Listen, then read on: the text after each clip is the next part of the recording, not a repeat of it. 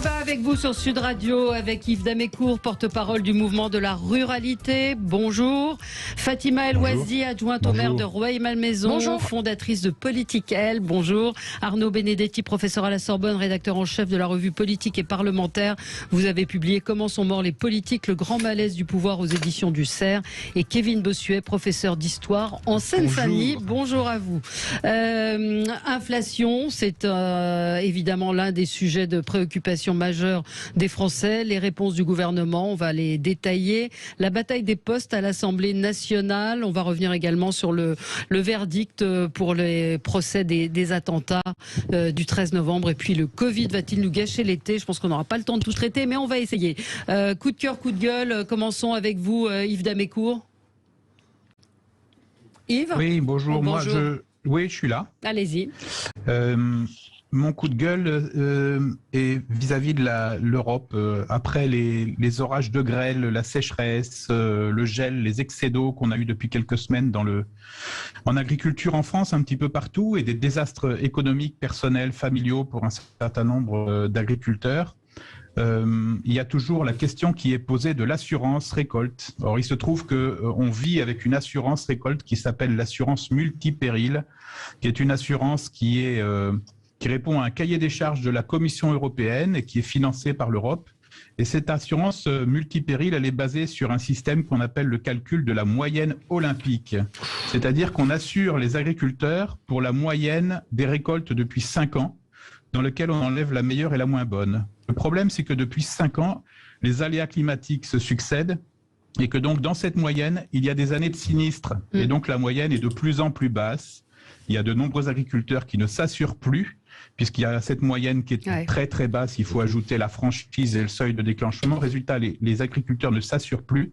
Et ce système entraîne finalement un cercle vicieux où il y a de moins en moins d'agriculteurs assurés et de plus en plus d'aléas climatiques qui devraient être le plus protégés, en fait, ne le sont pas. Il se trouve que ce sujet est en débat à l'Europe depuis très longtemps et que la France, en faisant se succéder des ministres de l'Agriculture, je rappelle qu'il y en a eu 5 depuis 2017, mais finalement on n'arrive pas à imposer sa façon de voir les choses. Donc tout le monde est d'accord pour dire que cette moyenne olympique est désastreuse, mais les ministres se succèdent. À chaque fois, il faut réinformer les ministres sur ce que c'est que cette moyenne olympique et les désastres qu'elle procure.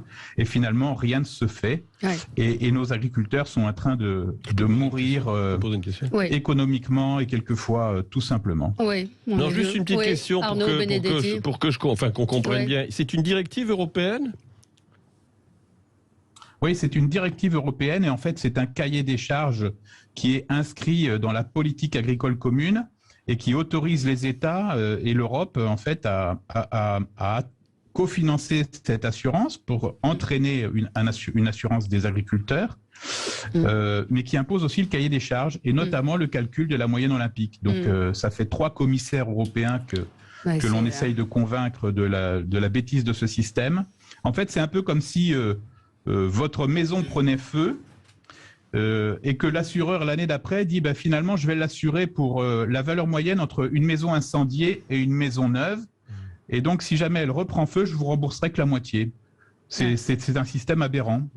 Et qui met les agriculteurs en péril, bien évidemment. On signale qu'il y a eu on a vu hier un suicide d'un agriculteur, alors plus médiatisé peut-être que les autres parce que c'était l'un des participants à l'amour et dans le pré, mais il faut rappeler aussi que les suicides chez les agriculteurs sont assez nombreux. Un par jour. Un par jour, donc voilà, là il y en a un qui était un peu plus connu, mais un par jour, il faut le signaler. Je vous propose qu'on marque une petite pause et puis on va se retrouver dans un instant pour commenter l'actualité avec vous. À tout de suite.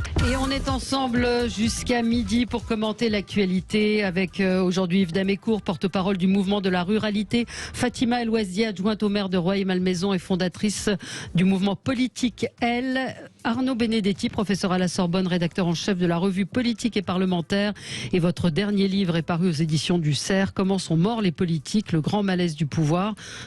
pour malaise, le mot est faible. Et Kevin Bossuet, professeur d'histoire en Seine-Saint-Denis. On va évidemment parler de ce qui se passe à l'Assemblée nationale, la bataille des postes, l'attitude des uns et des autres. On va revenir également sur l'inflation, le verdict au procès des attentats du 13 novembre, tous ces sujets avec vous. On continue notre tour de table sur ce qui a retenu votre attention aux uns et aux autres dans l'actualité. Fatima El-Ouazi, c'est un coup de cœur. Oui, c'est un sujet qui me tient à cœur, sur lequel j'ai déjà eu l'occasion d'intervenir sur le plateau. C'est le sujet des droits de l'enfant, avec les socialistes, avec Isabelle Santiago, la députée, qui remettent au goût du jour cette proposition de loi qui avait été faite par des députés de la majorité, de l'ancienne majorité parlementaire, dont Florence Provendier, Yael Braun-Pivet, la nouvelle présidente de l'Assemblée nationale, de créer une commission dans le Parlement, comme la commission des droits des femmes, une commission dédiée aux droits de l'enfant. Parce que aujourd'hui, on est dans un contexte où, on l'a encore vu il y a quelques jours avec l'assassinat d'un enfant dans une crèche. On est dans un pays où malheureusement il existe énormément de violences. Je vais juste rappeler quelques chiffres, mais un enfant est tué tous les 5 jours dans le cercle intrafamilial. Un enfant est violé toutes les heures. 73 000 cas de maltraitance sont signalés chaque année et 70 000 enfants restent handicapés à la suite de violences chaque année.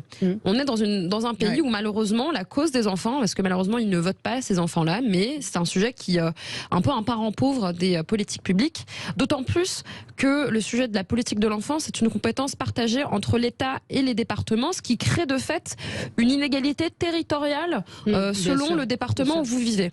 Et cela pour moi c'est plus acceptable, et c'est pour ça que il y a un sujet aussi de discussion, de remise en cause aussi de la politique départementale pour les droits. De l'aide à l'enfance. Oui, de l'ASE, absolument, avec des cas de suicide aussi d'enfants, des enfants qui sont placés jusqu'à l'âge de 18 ans et qu'à 18 ans plus un jour, ils se retrouvent à la rue. Donc tout ça, ça devient inadmissible, et moi je salue tous les députés et j'espère que ce sera le cas, qu'il y aura une commission qui sera créée, parce que, à mon avis, il faut porter des lois au niveau national et il faut surtout faire en sorte qu'il y ait une politique nationale et que tous les territoires soient égaux. Que ce soit appliqué aussi. On a vu le documentaire qu'il y a eu sur M6 qui était absolument terrifiant sur certains centres de l'aide sociale à l'enfance où il y a où ils sont livrés carrément à eux-mêmes, faute de personnel, où n'importe qui peut être embauché. On peut pas dire qu'il y a eu des progrès considérables qui étaient faits pendant cette mandature. Alors, il y a eu quand même des progrès. Il y a eu la nomination d'Adrien Taquet, puis maintenant on a Charlotte Cobel qui est ministre en charge de ces questions. On a quand même un plan qui a été fait sur l'ASE, des partenariats entre l'État et le département. Malheureusement, il y a aussi des départements qui refusent de signer avec l'État. On a eu le plan pauvreté aussi qui a permis de financer avec 8 milliards d'euros, par exemple, des repas pour les enfants qui sont dans des situations de précarité, qui subissent des violences. On a quand même des choses qui sont faites. Malheureusement, le rôle, je rappelle, le rôle du Parlement, l'un des 3 rôles, c'est d'évaluer les politiques publiques. Et je pense que c'est normal que le Parlement évalue les politiques publiques des départements pour la question de l'enfance. C'est pour ça que moi je pense qu'il est nécessaire de mettre un coup d'accélérateur sur ces sujets, parce que ça ne peut pas attendre 5 ans. Et le président de la République a dit que l'enfance serait l'une de ses grandes causes de ce quinquennat-là. Donc c'est un sujet en plus consensuel.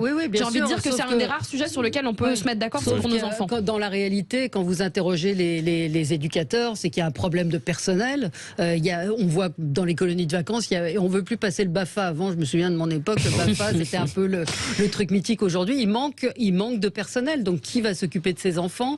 Il y a des aberrations absolues. Donc il y a aussi la réalité du terrain qui est et ce sujet de pénurie de personnel, ça concerne aussi les crèches. Bien sûr. Ça concerne aussi les enfants en situation de handicap. On n'arrive pas à avoir des AESH. On est une pénurie sur les métiers du médico-social et du social qui est importante en France. Il faut revaloriser ces métiers.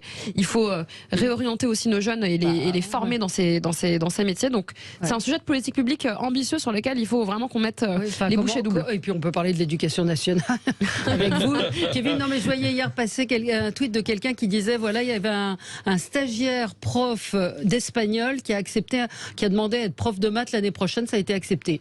Voilà, et vous êtes là, donc vous allez témoigner de ce que je vous ai demandé, de faire le test de l'horloge avec vos élèves, Kevin Bossuet, puisque j'avais vu passer un tweet d'un surveillant qui disait dans la salle que je surveille au bac, il n'y a que 4 élèves qui sont capables de lire l'heure sur l'horloge. Quand je vous en ai parlé, vous ne m'avez pas cru. En effet. Et vous avez fait le test. Et j'ai fait le test, et en effet, il n'y a pas grand monde capable de lire l'heure sur une horloge, à un niveau 3e par exemple. Niveau 3e. Oui, c'est ça. Mais vous dites aussi, vous êtes prof d'histoire géo, qui ne savent pas placer l'Afrique. Certains savent le placer, mais c'est vrai que parfois ils ne maîtrisent pas les savoirs fondamentaux, les repères géographiques ou historiques essentiels, et c'est vrai que parfois on se pose un petit peu des questions. Donc il y a aussi une forme d'échec de l'éducation nationale de ne pas réussir à transmettre la culture commune. Mais bon, il y a des manques de personnel, il y a sans doute aussi une idéologie qui a beaucoup planté finalement l'apprentissage et la transmission des connaissances. Et puis il y a aussi, je le dis, beaucoup de professeurs qui sont dans l'idéologie, qui accompagnent le nivellement par le bas et que forcément on se retrouve avec une éducation nationale de plus en plus inégalitaire, alors qu'elle devrait être égalitaire. La gauche de l'éducation est l'ennemi des classes populaires, et ça je le dis et je le martèle. C'est ce que dit également Jean-Paul Brigelli dans La Fabrique du crétin. Moi je voulais revenir sur ce qui s'est passé à Kremenchuk en Ukraine. Il y a une certaine forme de propagande russe qu'on entend ici ou là qui dit que le centre commercial était fermé. C'est très bien décrypté sur le site de France 24, les observateurs qui ont fait le décryptage de tout cet argumentaire des Russes qui est très bien rodé sur le centre commercial n'existait pas puisque Google Maps dit qu'il était fermé. Or, il y a quand même 18 personnes qui sont mortes. Il y a des tickets de caisse qui ont été produits, donc il y a un certain nombre de preuves. Donc quand on dit le centre commercial était fermé, moi je veux bien, mais qu'on apporte des preuves. Et on voit que ce discours est extrêmement rodé. Si vous écoutez les complotistes, j'emploie à dessein ce mot, ou en tout cas les propagandistes russes, eh bien tout cela est extrêmement bien expliqué avec des preuves. Donc il suffit pas de dire j'ai regardé Google Maps et c'était fermé et qu'il y avait personne et c'était uniquement un entrepôt de munitions. C'est faux. Il y a 18 morts et il y a des gens qui faisaient leurs courses dans ce centre commercial qui était en fonctionnement. En fait, malheureusement, on entre de plus en plus dans ce que les chercheurs, les journalistes appellent le monde des faits alternatifs. Donc les faits alternatifs, c'est quoi? Ce sont des fausses informations. Mais la façon dont certains relaient des informations sur les réseaux sociaux en laissant penser que ce sont des faits avérés, vérifiés, etc. C'est en train de créer un monde de distorsion et c'est en train de polariser la société autant plus. Et quand on est face à des crimes de guerre comme ce bombardement et cette attaque qui a coûté la vie et qui a détruit des infrastructures dans un pays déjà dans une situation catastrophique, et ben on voit qu'on continue dans ces théories de conspirationnistes. Et moi je fais le vœu aussi que voilà, chaque journaliste et chaque présentateur, peu importe l'émission dans laquelle il se trouve, fasse attention à ce qu'il transmet comme information. Oui. Enfin moi, je partage ce qui vient d'être dit, mais enfin ceci dit, je suis toujours très très méfiant parce que je pense que malheureusement, je veux dire, ces théories-là sont, j'allais dire, assez équitablement partagées. La propagande, je veux dire, ça existe en Occident aussi. Clairement, il faut quand même pas se le cacher. Moi, je rappelle qu'on a fait une guerre en Irak en 2003. C'était un État démocratique, les États-Unis, qui à la tribune de l'ONU ont ostensiblement menti. Et à l'époque, bon, il y a eu quand même une indignation assez générale venant d'un certain nombre de pays. Mais la plupart des pays occidentaux ont quand même suivi les Américains dans la coalition. Donc, si vous voulez, la désinformation, c'est un très vieux phénomène qui existe depuis la nuit des temps, hein. Le cheval de Troie, c'était déjà un élément de désinformation. Hein. Donc, il faut être très, très, très, très prudent parce que moi, je pense que finalement, il faut en effet surtout, je veux dire, apprendre aux gens et aux jeunes, et là on rejoint les questions d'éducation nationale, de faire travailler leur esprit critique. Et leur esprit critique par rapport à l'information. Mais c'est d'interroger, c'est de poser des questions. C'est interroger, poser des questions, comparer, voilà, et puis mettre en perspective historique toujours. Quelle preuve quand on dit qu'il n'y avait pas que le centre commercial était fermé, quelle preuve avez-vous? Est-ce que Google Maps est une explication suffisante, comme le relais les différents réseaux russes? Non, c'est ça, on n'apprend pas à nos jeunes finalement à vérifier les sources, à hiérarchiser les sources, et on est dans un moment finalement où tout ce qui est média mainstream, on nous raconte que finalement tout ce qui sort de ça, c'est de la propagande, c'est forcément du mensonge, on raconte forcément n'importe quoi. Il y a une défiance vis-à-vis des médias en effet qui est catastrophique. Alors après, pour revenir sur le fond du sujet, évidemment qu'il y a de la propagande des deux côtés, il y a de la propagande du côté de Zelensky, il y a de la propagande du côté évidemment de Vladimir Poutine, mais là, ce que vous nous avez dit Valérie, c'est que tout simplement, il y a des gens qui font ce qu'on appelle des fake news, qui transforment les faits, qui disent que des choses qui se sont passées ne se sont pas réellement passées. Et moi, je ne comprends pas qu'on donne la parole à certaines personnes qui passent leur vie, en effet, à raconter n'importe quoi. Et le pire, ce qu'ils racontent a un écho chez certains auditeurs. Et moi, ça me tue, parce que moi, je passe ma vie en tant qu'enseignant à démonter les conneries qu'on peut voir sur YouTube ou qu'on peut entendre dans certains médias, et c'est dramatique. Jean-Marie me dit, pour qui bosse France 24, il n'y a pas que France 24, il y a des journalistes qui étaient sur place, il y a un certain nombre de faits, justement, de preuves qu'apporte France 24. Il ne suffit pas de décréter ce centre était fermé, il faut en apporter des preuves, et les preuves, elles sont apportées par un certain nombre de témoignages, de photographies de tickets de caisse. Donc il y a des preuves. Ceux qui disent que c'était fermé, apportez des preuves. Dites-nous, apportez des preuves autres que Google Maps, qui est plus qu'approximatif quand vous regardez un certain nombre d'informations. Allez, on se retrouve dans un instant. Et Jean-Marie, si vous comprenez pas qu'on me donne la parole, eh ben vous partez. Allez, on se retrouve dans un instant. À tout de suite. Allez, on continue et on va parler politique avec vous. Alors coup de gueule plutôt d'Arnaud Benedetti et Kevin Bossuet. C'est à peu près le même. Alors Arnaud, commencez. Moi, j'ai suivi de près le démarrage de l'Assemblée nationale mardi dernier avec l'élection de Madame Brand-Pivet au Perchoir. Et j'ai surtout essayé d'observer le comportement des députés de la France Insoumise, mais aussi d'un certain nombre de députés verts. Et j'ai trouvé que, si vous voulez, leur comportement était révélateur finalement de leur idéologie radicale. Et comme si la gauche, plus elle perd des pieds dans l'opinion, plus elle, enfin une partie de la gauche, pas toute, je veux pas faire d'amalgame non plus, plus elle se radicalisait. Et j'ai été quand même très surpris sur la façon dont ils ont tout de suite saisi le discours du doyen d'âge au Rassemblement national, certes, au Perchoir, pour tout de suite, d'une certaine manière, créer un buzz. Finalement, qu'est-ce qu'a dit ce président Rassemblement national? Il a évoqué son passé en Algérie. Il a le droit, c'est son histoire personnelle, c'est après tout sa vie. Il y a certainement de la famille qui est enterrée là-bas. Il a dû partir du jour au lendemain et quitter ce qui était sa terre natale. Donc, il n'a pas tenu, lors du discours, j'entends bien, lors du discours, il n'a pas tenu de propos qui soient un tant soit peu polémiques. Voilà. Et il a fait part d'une émotion. On a vu tout de suite Madame Rousseau et d'autres députés de la France Insoumise, tout de suite se dresser sur leur ergot et nous dire finalement, regardez, c'est absolument épouvantable, c'est l'extrême droite de toujours, il s'agit de propos révisionnistes. Je ne vois pas en quoi il y avait un caractère révisionniste dans les propos du président de séance à ce moment-là. Donc ça veut dire que cette gauche-là, cette gauche insoumise, cette gauche radicale va saisir le moindre événement pour créer des conflits, pour créer des bad buzz durant cette législature. Ça en dit long sur la façon dont on est en train d'entamer ce mandat.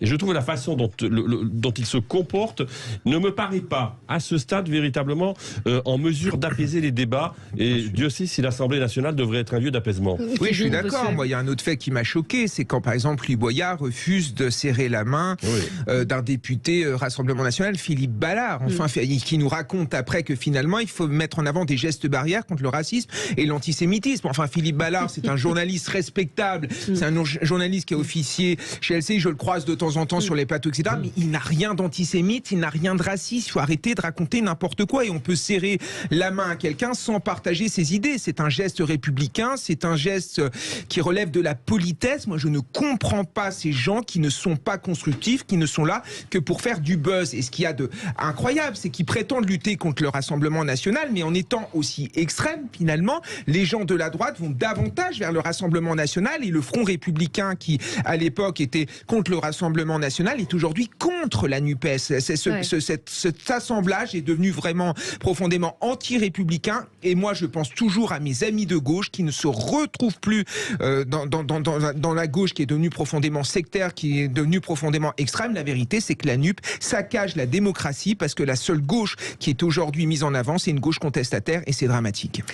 Alors peut-être Yves Damécourt, comme vous êtes à distance, c'est plus compliqué d'intervenir. Moi, je voudrais dire que en Gironde, et notamment dans le secteur où j'habite, il y a beaucoup de pieds noirs qui ont dû quitter l'Algérie après les accords d'Évian, que ça a été véritablement un cauchemar pour toutes ces familles. une plaie qui ne se refermera jamais. Et donc, moi, j'avoue que quand j'ai entendu le discours du président, du doyen de l'Assemblée nationale, eh bien, j'ai eu une certaine émotion en l'entendant. Et le fait qu'il soit Rassemblement national ne change pas la nature de l'émotion. Et ici, il y a toujours un grand débat sur les accords d'Évian, sur le 19 mars. D'ailleurs, le Parlement, sous la mandature d'Emmanuel Macron, a pris une décision pour reconnaître que les Français morts pour la France en Algérie après le 19 mars étaient bien avaient le droit d'avoir les mêmes traitements que les anciens combattants. Donc, c'est admettre qu'après le 19 mars, il y a continué à avoir une guerre jusqu'en 1964.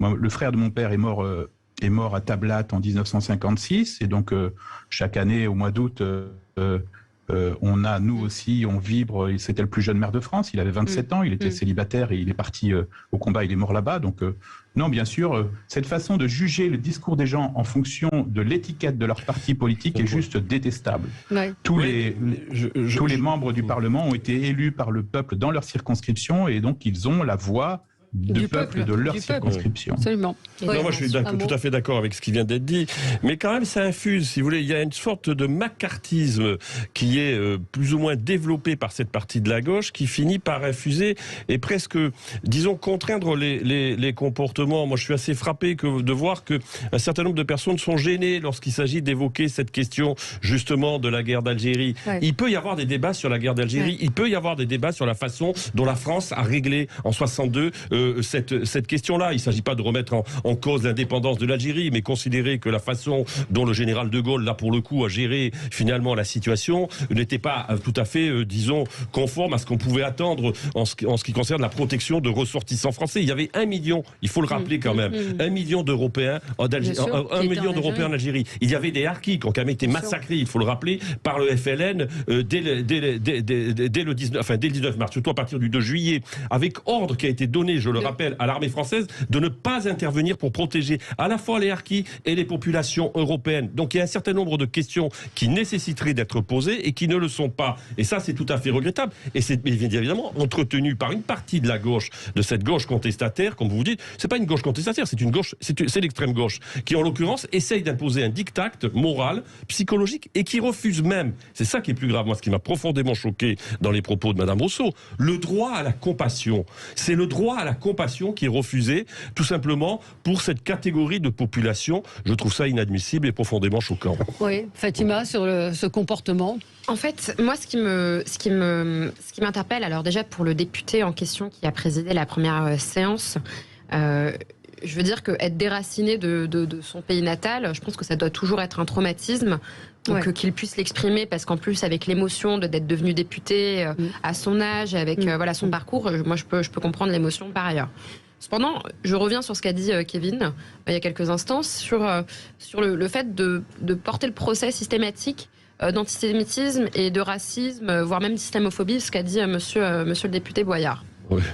Moi, je tiens juste à dire que les gens qui ont voté, et les Français qui ont voté pour le Rassemblement national, ils ne sont pas tous antisémites, racistes, islamophobes, ou pour les termes qui ont été utilisés par ce député. Et moi, je tiens juste à rappeler que quand j'étais venue la semaine dernière pour commenter les résultats de cette élection de l'Assemblée nationale, en fait, on voit de plus en plus cette rupture entre la population qui vote parce qu'elle a des préoccupations, ce ressenti de perte de pouvoir d'achat, de sentiment de déclassement, d'être oublié. Finalement, les classes populaires et la classe ouvrière, en fait, ne votent plus pour la gauche. Et j'ai l'impression que la gauche ne semble pas s'en émouvoir plus que ça, ne semble pas vouloir comprendre les raisons du vote pour le Rassemblement national. Et je pense que nous n'arriverons pas à faire baisser le Rassemblement national tant que nous n'aurons pas tous collectivement pris conscience et des raisons de ce vote-là, qui est pas un vote raciste, pas un vote antisémite à mes yeux, mais un vote de déclassement, de sentiment d'oubli. On voit bien que il y a beaucoup de circonscriptions, des départements très ruraux qui ont élu 100% des députés Rassemblement national. Il faut le comprendre, ça. Sûr. Bien sûr, il ne suffit pas de l'invective. Et ça, j'ai l'impression qu'on oublie. Il y a une fracture entre rural, urbain, il y a une fracture entre classe ouvrière, département désindustrialisé et département riche ou département, je dirais, bobo, etc. Des circonscriptions très bobo qui ont voté à fond LFI. Et bon, on regarde aussi même la Seine-Saint-Denis, je suis désolée, 100% des députés sont des députés de la NUPES, avec des taux d'abstention très très forts par ailleurs. Je tiens à rappeler, c'est parmi les députés les moins bien élus. Mais il faut regarder pourquoi aussi ces gens-là ils votent, mais c'est pas un sentiment, c'est pas pour des convictions idéologiques. Mais en rural, dans les communes rurales, Yves Damécourt, il y a eu beaucoup d'élus Rassemblement National et un vote Rassemblement National assez puissant. C'est énorme. Enfin, moi, je suis originaire de la Sarthe, de la circonscription historique de François Fillon, de Joël Leteul, puis de Stéphane Le Foll. Bien sûr. Eh bien, dans cette circonscription-là, le deuxième tour était entre la NUPES et le Rassemblement National. Bien sûr. Et donc, vous avez énormément de gens qui n'avaient jamais mis un bulletin Rassemblement National dans l'urne et qui, eux, se sont mobilisés pour faire un front républicain contre la NUPES. Ouais. Et donc, finalement, c'est la NUPES qui est passée, mais avec 70 voix d'avance, je crois, de mémoire. Mais il y a eu un vote Rassemblement National très fort. Mais la NUPES devrait s'interroger parce que dans la plupart des duels qui ont opposé le Rassemblement National à la NUPES, c'est très souvent le Rassemblement National qui l'a emporté. C'est-à-dire qu'il y a eu très souvent abstention, une grande partie de l'électorat macroniste qui s'est abstenu, soit qui a voté pour le candidat ou la candidate RN, et évidemment les Républicains, là il y a eu un transfert de voix qui a été très largement important. Oui, je suis d'accord. Et en Gironde, je voudrais dire juste que la circonscription historique de la famille Madrelle, sachant que Philippe Madrelle a été président du Conseil général socialiste pendant 40 ans, eh bien cette circonscription aujourd'hui a basculé au Rassemblement National. Et dans le Lot-et-Garonne, la première circonscription qui en France qui a envoyé un député communiste à l'Assemblée nationale dans les années 20, la circonscription de Renaud-Jean, qui avait été président du groupe PC sous le Front populaire, a voté pour un député, a porté à la députation un candidat du Rassemblement national.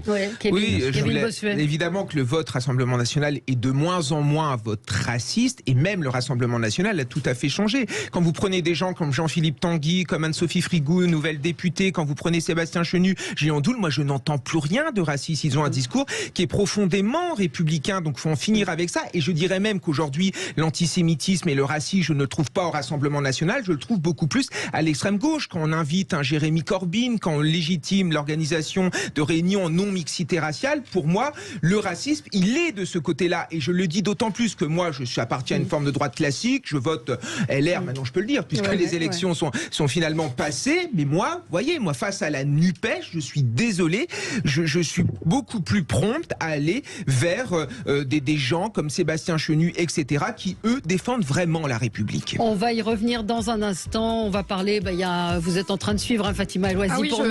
Ce qui se passe à l'Assemblée nationale pour l'élection à la commission des finances. On va y revenir dans un instant. Avec vous jusqu'à midi. Alors, à l'Assemblée nationale, il y a évidemment beaucoup de changements. Les nouveaux députés ont procédé hier à l'élection des principaux postes de la Chambre basse au lendemain de l'accession de Yaël Braun-Pivet au perchoir. Donc, Sébastien Chenu, RN, Hélène Laporte, RN, ont été élus vice-présidents. Les 4 autres vice-présidents reviennent tous à des femmes. Modem, Horizon, NUPS, LFI et PS, NUPS, les vice-présidents. Siège à la conférence des présidents et remplace la présidente de l'Assemblée lorsqu'elle est absente. Et puis aujourd'hui, c'est l'élection à la commission des finances, très très surveillée. Vous avez, alors faites-nous un petit point d'étape, Fatima El-Ouazi. Donc on a deux suspensions de séance, l'une demandée par les députés LR dans un premier temps, une deuxième suspension de séance demandée par les élus du Rassemblement National. Donc il y a déjà eu 2 tours. Avec un vote assez stable. Donc, Éric Coquerel 20 voix, Jean-Philippe Tanguy 11, Véronique Louwagie 8, Charles de Courson 2. Charles de Courson qui représente le groupe Liberté et Territoire Outre-mer. Et du coup, ce qui va se passer, c'est que le 3e tour sera décisif. Donc, le premier qui arrive au premier sera élu président de la Commission des finances. Et là, l'incertitude, c'est plutôt sur le maintien de certaines candidatures au 2e tour. On ne sait pas encore si le RN va se maintenir, si les LR vont se maintenir ou si Charles de Courson, pour le groupe Liberté liberté territoire va se maintenir. Donc pour l'instant, c'est encore un peu le flou. On suit ça de près. Ouais. On espère que la fumée blanche sera d'ici la fin d'émission. Oui, on va surveiller ça. Mais effectivement, c'est visiblement la personnalité de Coquerel pose un certain nombre de questions pour rester dans l'euphémisme sur le fait qu'il puisse être à la tête de la commission des finances, parce que quelqu'un me dit oui, la NUPES fait peur, c'est très instructif. C'est pas tellement qu'ils font peur, c'est qu'ils peuvent bloquer complètement toute réforme à ce poste-là en particulier. Oui, alors il ne faut pas non plus surdimensionner le poids du président de la commission des finances. Oui. Certes, c'est une commission importante. Il a des pouvoirs notamment d'investigation qui peuvent être considérables. Il peut, par exemple, demander l'accès, et non pas la levée, comme j'ai entendu dire, du secret fiscal, mais l'accès à un certain nombre de dossiers fiscaux. Il peut retoquer un certain nombre d'amendements si il juge que ces amendements sont irrecevables, c'est-à-dire que, notamment s'ils sont insuffisamment financés. Donc, il a un certain nombre de prérogatives, mais je crois que la réalité, c'est que c'est pas tellement tant la personnalité de Coquerel qui, certes, peut poser problème, c'est surtout le fait que c'est un député insoumis. Et donc, manifestement, il y a au sein de l'Assemblée aujourd'hui nationale, dans la plupart des groupes politiques, à l'exception bien évidemment de ceux de la NUPES, la volonté peut-être de trouver une solution alternative, et c'est ce qui explique aujourd'hui, finalement, les différentes suspensions de séance auxquelles on est en train d'assister. Alors, il y a un très bon candidat parmi tous les candidats. Malheureusement, c'est celui qui fait le moins de voix à ce stade. Ouais. C'est Charles Amédée de Courson, qui est certainement le parlementaire le plus chevronné, d'ailleurs le plus anciennement élu depuis 1993, qui est un... C'est le doyen. C'est le doyen en termes de mandat, oui. Qui est un ancien de la Cour des comptes et qui a toute la légitimité, j'allais dire, technique et politique pour, en tout cas, présider une commission de ce type. Bon, malheureusement, il est avec ses 2 voix, ça me paraît assez insuffisant, sauf s'il y avait un accord soudain entre les LR et le Rassemblement national. Là, peut-être, il y aurait une opportunité pour que M. Amédée de Courson soit élu. Mais on va voir ce qui va se passer. C'est assez intéressant, en tout cas, sur le plan politique. La période est intéressante parce qu'on assiste à une vraie recomposition et la physique des forces politiques est en train de considérablement évoluer. Il y a quelque chose qui se passe, moi, je trouve, qui est quand même intéressant, c'est que finalement, le mistigris de la diabolisation est en train de passer du Rassemblement national, alors peut-être pas à la NUPES, mais en tout cas aux Insoumis. Oui. Vous vouliez réagir, Yves Damécourt? Oui, moi je suis tout à fait sur la même longueur d'onde que Arnaud Benedetti, mais c'est pas la première fois. Je pense que Charles de Courson a toutes les qualités pour être président de la Commission des Finances et ça ferait en plus de ça un excellent président de la Commission des Finances et l'Assemblée nationale s'honorerait. Évidemment. Parce qu'en fait, si on interroge individuellement les députés sur les qualités de Charles de Courson, je pense qu'ils sont tous d'accord pour dire qu'il serait à sa place à cet endroit-là. Ouais, et je suis d'accord aussi sur l'histoire du mistigris parce que je pense que si le Rassemblement national est rentré à 89 députés dans l'Assemblée nationale, c'est grâce à la NUPES, c'est grâce à Jean-Luc Mélenchon. Il doit s'en mordre les doigts, mais je pense que c'est grâce à tous ces duels qui ont finalement fait éclater le mur, le Front républicain, parce que le Front républicain s'est inversé et il a été plutôt contre l'arrivée de Sandrine Rousseau qui se plaint de ne pas avoir eu les voix pour être vice-présidente de l'Assemblée nationale. Non, imaginez Sandrine Rousseau, vice-présidente de l'Assemblée nationale. On l'a échappé belle. Fatima El Ouazdi, vous évoquez, parce que Charles de Courson n'a que deux voix. Hein. Donc cette suspension de séance, là on fait un peu de la politique fiction, c'est vous qui l'évoquiez à la coupure, on pourrait évoquer un retrait des LR, des RN, pour les LR. En fait, il peut tout se passer, c'est-à-dire que si par un miracle, c'est peu probable pour l'instant, c'est vraiment, comme vous dites, de la politique fiction, mais si les LR et les RN se disent on se retire au profit de Charles de Courson, ou alors les RN se retirent au profit de Véronique Louwagie, la députée LR, en fait, tout peut se passer en termes de report de voix, sachant que la majorité présidentielle qui a le plus de voix ne participe pas au scrutin. Donc on ne sait pas ce qui va se passer, c'est-à-dire que là, les suspensions de séance laissent entendre qu'il y a des discussions certainement entre les partis politiques, discussions sur lesquelles on n'a pas la transparence maintenant, mais c'est ce qui est fondamentalement en train de se passer. Juste une réponse à une auditrice, Myriam, qui nous dit que nous suintons la haine, Troisième suspension, etc. Troisième suspension. Voilà. À la demande des LR. qu'on préfère le RN à la LFI, la bourgeoisie privilégiée, toujours aussi corruptible. Myriam, regardez un petit peu le profil des gens qui ont voté Rassemblement National. Regardez le profil des élus NUPES et ce Rassemblement National. Il y a plus d'ouvriers chez les Rassemblements National que chez les NUPES. Sur globaliser comme ça en disant que la NUPES c'est le peuple et le RN c'est les bourgeois, je pense que vous faites fausse route. Le peuple pense autrement. Le peuple, il a aussi voté RN et quand on parle de ruralité, ce ne sont pas des privilégiés, ni des bourgeois, ni l'oligarchie, comme vous semblez le penser. Revoyez un petit peu les schémas. Il y a énormément de gens qui ont voté dans des LREM RN, qui ont préféré RN plutôt que NUPES. Enfin, c'est pas aussi schématique que ça. L'extrême droite ce ne sont pas les riches contre les pauvres de la NUPES. Et regardez le profil, oui, Fatima. Il faut regarder aussi le profil de certains. Pardon. Oui, non, mais c'est ce que j'ai dit, des élus. D'un certain nombre d'élus de la NUPES aussi. C'est très intéressant. C'est pas un profil automatiquement populaire. Vous regardez les centres-villes d'un certain nombre de grandes métropoles. ont porté à l'Assemblée nationale des députés insoumis. Et je ne suis pas sûr que, si vous voulez, le centre-ville des grandes métropoles soit, disons, la sociologie la plus défavorisée. Non. Donc il faut être, je pense, beaucoup plus nuancé. Et puis on a le droit de critiquer la France insoumise. Oui, c'est pas interdit, quand même. C'est pas interdit. Encore, oui. Voilà. Oui, ça, on se rend compte que la haine a changé de camp, en fait. Enfin, les plus haineux aujourd'hui sont évidemment à l'extrême gauche. C'est une haine de l'argent, c'est une haine de certaines catégories sociales, ce que votre auditrice appelle les bourgeois. Juste, elle me répond oui, parce que le peuple précaire est plus sensible à la propagande médiatique. Donc les pauvres sont des cons, c'est ça, en gros, ils sont abrutis et ils écoutent les médias mainstream. C'est ce que vous êtes en train de dire. Vous êtes un peu comme comment s'appelle-t-il, Émeric Caron, qui voudrait qu'il y ait un permis de voter. C'est un petit peu ça. C'est-à-dire que les pauvres sont abrutis et sont abrutis par les médias. C'est du mépris de classe insensé. Oui, c'est du mépris de place. Ils sont dans l'idéologie. Tout ce qui est un peu trop populaire, ils le détestent.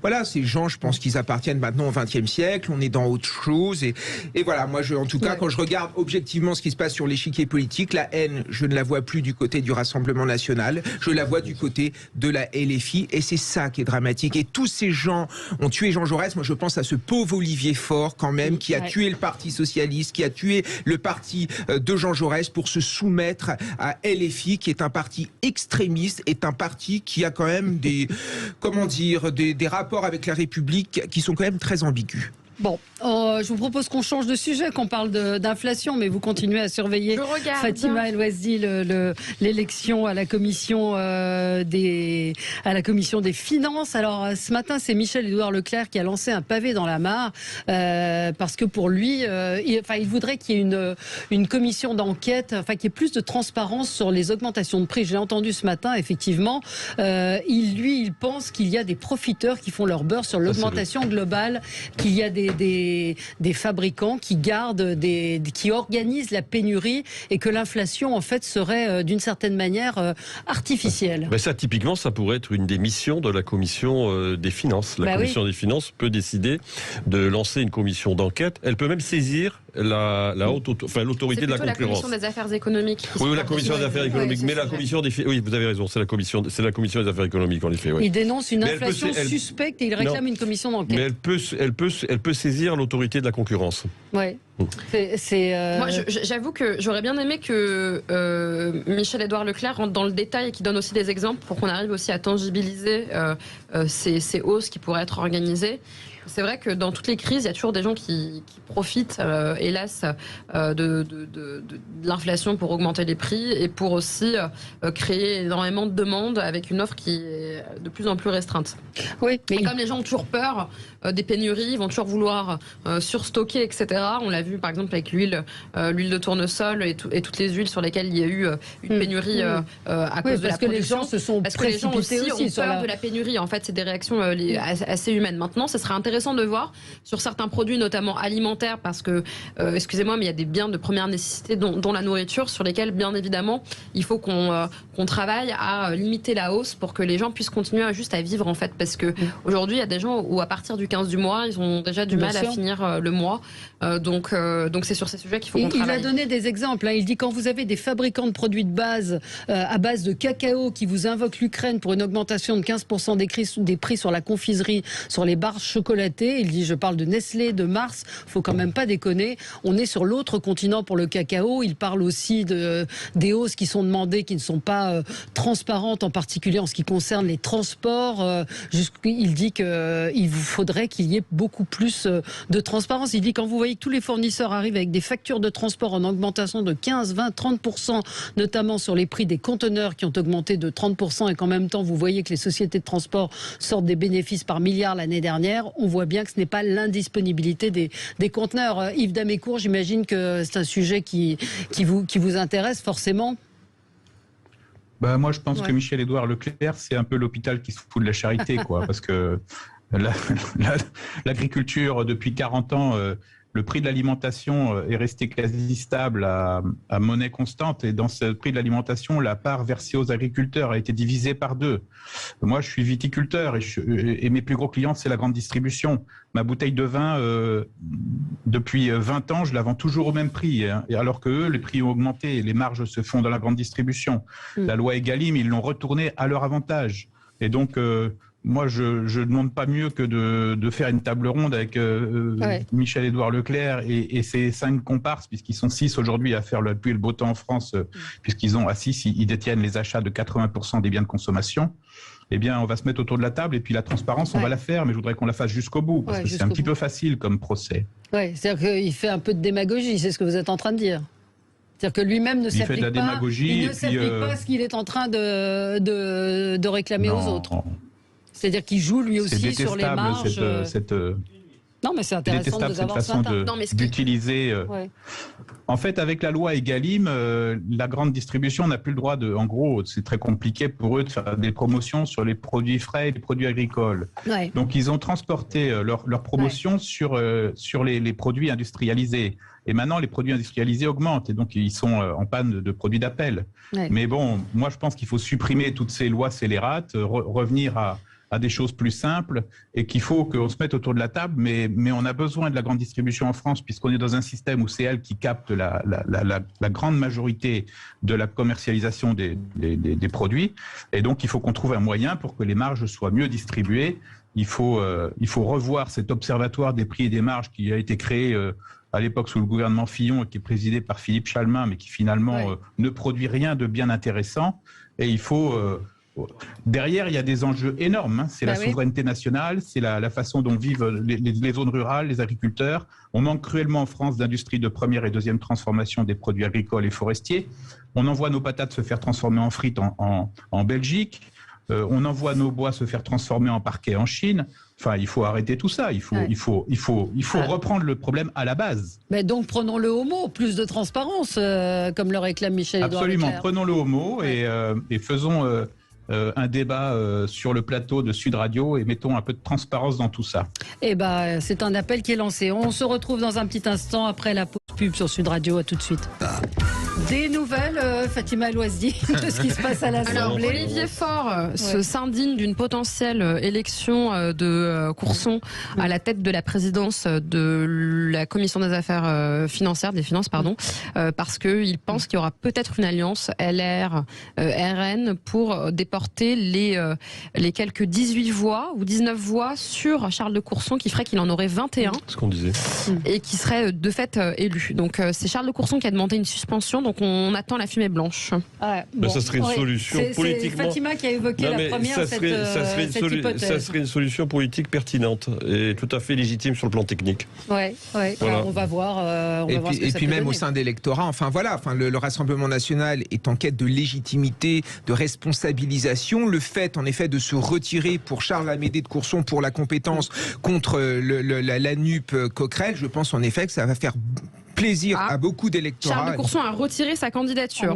Est-ce que ce sera Véronique Louwagie? On va voir. Écoutez, en tout cas, il a retiré sa candidature, donc il reste potentiellement 3 candidaériques. Celle du RN, celle de Jean-Philippe Tanguy, celle de Véronique Louwagie des LR et celle de Éric Coquerel pour la LFI NUPES. Donc on attend peut-être que ce sera... ça évolue. Bon, on va voir. On parlait de l'inflation. Une occasion manquée. Oui, une occasion. Oui, mais on verra, on va voir. On suit ça évidemment avec attention. Oui, on était sur l'inflation. Oui. C'est pas un sujet qui vous. 5,8%, c'est l'inflation en France sur un an, d'après l'INSEE. Les chiffres sont tombés ce matin, donc il va y avoir une revalorisation. Mais il y a une prévision de 6. Il y a une prévision de 5 à 7. Mais c'est vrai qu'on reste un des pays où elle est le moins élevé par rapport à un certain nombre de nos voisins. Si vous voulez, il y a un double phénomène, c'est qu'il y a le phénomène inflationniste. Les tendances inflationnistes, elles préexistaient à la guerre en Ukraine quand même, il faut le rappeler. Et bien évidemment, la guerre en Ukraine les a largement et considérablement renforcées, notamment sur la question énergétique, mais pas seulement. Mais il y a un autre sujet, c'est-à-dire, nous on a un papier qui a été publié dans la revue politique et parlementaire il y a 4 jours là, de Jean-Yves Archer, qui est un membre de la Société d'économie politique, et qui explique très bien que non seulement il y a les tensions inflationnistes, mais surtout il y a le retournement de conjoncture. C'est-à-dire que on va rentrer vraisemblablement dans une tendance qui sera de plus en plus récessionniste. Donc, si vous voulez, vous allez avoir l'inflation, la récession, c'est ce qu'on appelait dans les années 70 la stagflation, et en plus, alors avec un autre phénomène qui est un phénomène, à mon avis, encore plus explosif, qui est quand même la dette. Donc, si vous voulez, là, vous avez trois paramètres qui, sur le plan économique, sont particulièrement contraignants. Et il va falloir à un moment donné qu'on choisisse. C'est-à-dire que, si vous voulez, la lutte contre l'inflation, en effet, ça nécessite vraisemblablement de prendre des mesures en matière de pouvoir d'achat. Mais comment ces mesures qu'on va prendre en matière de pouvoir d'achat ne vont pas impacter sur la nécessité que nous avons aussi, à un moment donné, de maîtriser notre dépense publique. Là, il y a un vrai sujet. Il y a un sujet de fond. Et c'est d'une complexité sans nom. Sur ce sujet de financement des mesures du pouvoir d'achat qui ont été annoncées, je tiens quand même à rappeler que étant donné le rattrapage économique, parce que comme on a eu la crise du Covid qui a duré ce qu'elle a duré en termes de ralentissement économique, il y a eu un rattrapage dans les recettes de l'État parce qu'il y a eu beaucoup de croissance. Ce qui a généré à peu près 55 milliards d'euros de recettes fiscales supplémentaires qui n'étaient pas originellement prévues, mais qui vont servir en fait à financer les mesures qui vont être annoncées, qui ont été annoncées pour la majeure partie avec le projet de loi pouvoir d'achat, dont la revalorisation du point d'indice pour les fonctionnaires, la revalorisation des retraites et des minima sociaux, le fameux chèque alimentaire qui va certainement être financé pour le mois de septembre de 100 euros par foyer avec une majoration de 50 euros par enfant par foyer pour 9 millions de foyers. Donc tout ça, pour l'instant, c'est financé. Alors oui, je rejoins ce qu'a dit aussi Arnaud Benedetti. Et d'ailleurs, Bruno Le Maire l'a dit, on atteint aussi une cote d'alerte sur les finances publiques. Ça veut dire que là, les dépenses sociales qu'on va financer dans le prochain projet de loi de finances, ce ne sera pas forcément possible de les réitérer pour l'année 2023. Donc ça veut dire qu'il faut qu'on trouve un nouvel équilibre dans les recettes. Et parce que surtout, je lisais un article de l'Opinion ce matin qui annonçait aussi une prévision au niveau de la hausse de la croissance, qui là, c'est vrai qu'on avait une grosse croissance du fait du rattrapage, mais que dans les années à venir, on serait plutôt aux alentours de 2 voire 1% de croissance. Donc ce ralentissement va aussi nous challenger dans le montage de la dette française. Oui. Kevin, l'inflation, c'est pas votre sujet. Si, non, mais si, c'est mon sujet. Non, mais c'est le sujet aussi des solutions proposées par le gouvernement. C'est-à-dire des chèques de 100 euros. C'est ce que voilà, c'est ça.